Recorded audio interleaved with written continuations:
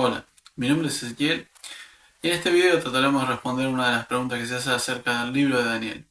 ¿Es el arameo de Daniel prueba de una datación tardía? La evidencia lingüística es lo que está en debate.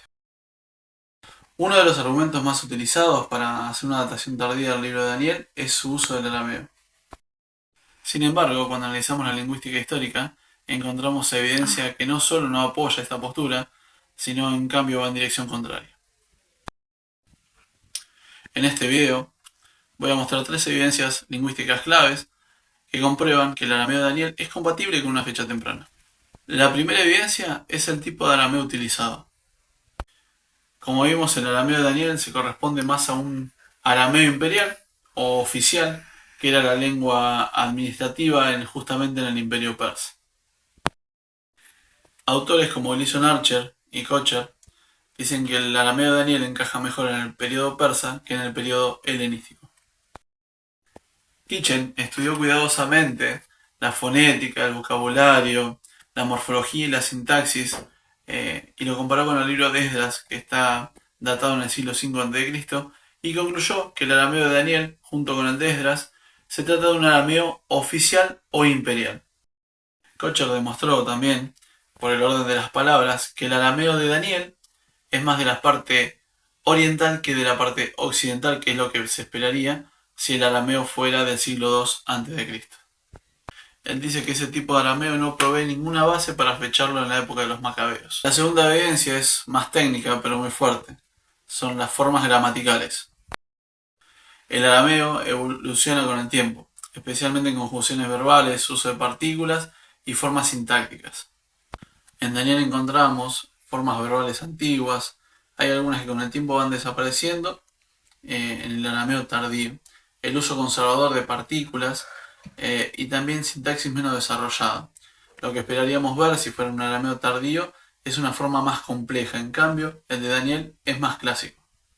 Cuando comparamos el arameo de Daniel con los descubrimientos realizados en Qumran, descubrimos que el del arameo de Daniel difiere significativamente de la época macabea. Estos documentos así lo demuestran, tales como el Génesis apócrifo como el Targum de Job, que datan de la época macabea, difieren en mucho con el arameo de Daniel. Es decir, el arameo de Daniel es más arcaico y lo que se ha encontrado en Qumran habla de una etapa lingüística posterior. La morfología de Daniel no concuerda con el siglo II a.C. La tercera evidencia es el léxico y vamos a tratar los préstamos lingüísticos. En Daniel encontramos palabras de origen persa y alguna que otra palabra de origen griego. Al hablar acerca de las palabras persas, esto es evidente en un contexto del imperio persa. Vamos a encontrar títulos oficiales y también palabras administrativas, como términos administrativos utilizados en persa. Y al hablar del tema de las palabras griegas, encontramos muy poco uso de las palabras griegas. Lo que indica que el arameo de Daniel, si fuera del siglo II a.C., tendría que tener muchísima más influencia helenística. ¿Qué quiere decir esto? Tendríamos que encontrar más términos griegos. Pero en Daniel lo que notamos es que falta esa influencia griega. ¿Sí? Así que podríamos concluir que el arameo de Daniel habla más acerca de un arameo imperial, ¿sí? Un arameo oficial, que de un arameo de la época de los macabeos.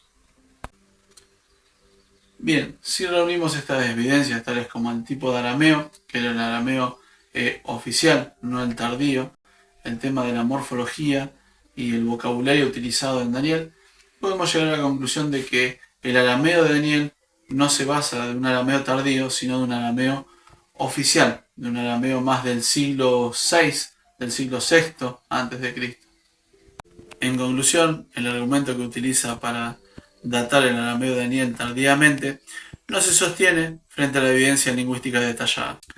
Lejos de ser una anomalía, el arameo de Daniel refleja su contexto histórico, mantiene sus formas antiguas y evidencia una composición coherente con el imperio helenístico persa.